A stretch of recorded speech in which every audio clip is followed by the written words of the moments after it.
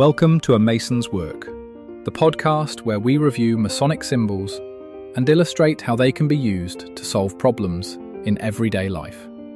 With your host, Brian Mattox, a proud member of the Craftsman Online Media Network.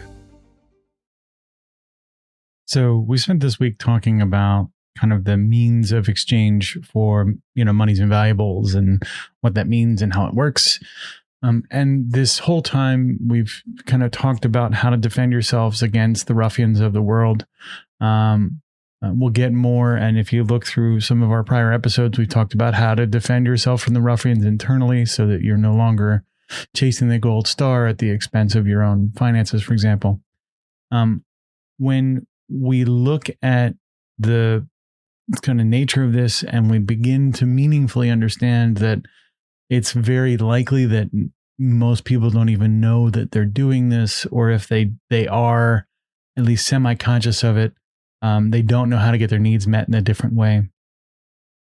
And we've talked about some reasonable responses, the no thank you as a reasonable response, or naming the exchange as a reasonable response. But I saved this one for last because when we become the change agents in the world that we are capable of being, we essentially move past a lot of those sort of dynamics and can be the person who can generously fill those gaps without losing appreciably. And I say without losing appreciably, again, your mileage may vary. But more often than not, these needs for time and attention and money and, cognitive resource and emotional currency, we have these as change agents in enough abundance that to give of them as opposed to allowing the taking, the dynamic flips in such a way that you become essentially a font, a fountain of conscious change. By taking the cup of coffee and learning more about the person you're talking to, about taking the pigeon and putting it down and saying, let's go have a cup of coffee. Let's change this exchange. You'll find that a couple things meaningfully happen. Once you can see through the masks, once you can see through the grift or the game or whatever it is, you can move the conversation to a higher elevation. You can invest in the other person in a meaningful way. You can say, hey, it seems like you're looking for some attention. I'd like to give you some attention. Like, let's talk about what's going on. Let's invest here. Do you want to talk about this masonically, or do you want to just complain? Or do you want help solving this problem? Or do you want to continue to try and solve it the way you have been solving it? And if that's the case, I don't need to play in that way.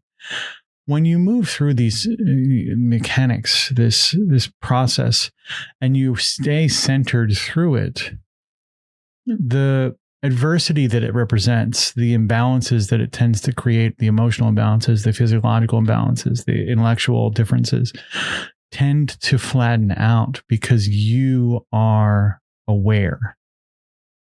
That enlightenment, that awakening that you have when you see that this is the mechanic that we use to manipulate each other to all sorts of positive and or negative ends, you begin to gain agency enough over it such that you can actually nourish the underlying causes.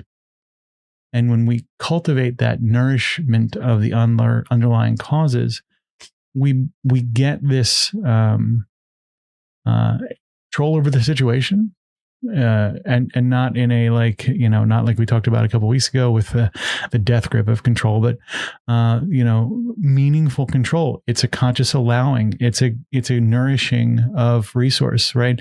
It is giving what is needed, and allowing that to happen. And when you get to that level of conscious aware, I say level because it does feel like once you can do this, you have opened up a whole new capacity, a whole new range of options available to you to respond in any given moment. And you can meaningfully create the change you want in the world, again, through the process of conscious giving in these opportunities, in these exchanges as they arise. When you build this, you can essentially begin to shape relationships. You can shape environments.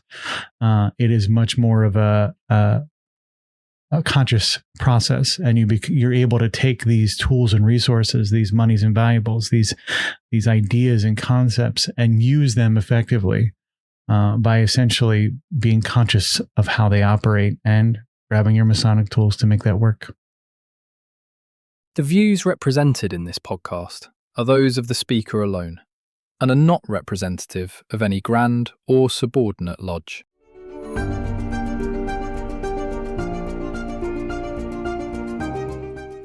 Hi, Brian here. I wanted to thank you so much for listening to this episode. If you have any suggestions or guidance for further episodes you'd like to see or hear, whatever the case may be, please don't hesitate to reach out to me at amasonswork.com, and we will try and incorporate your suggestions into a future recording. Thanks.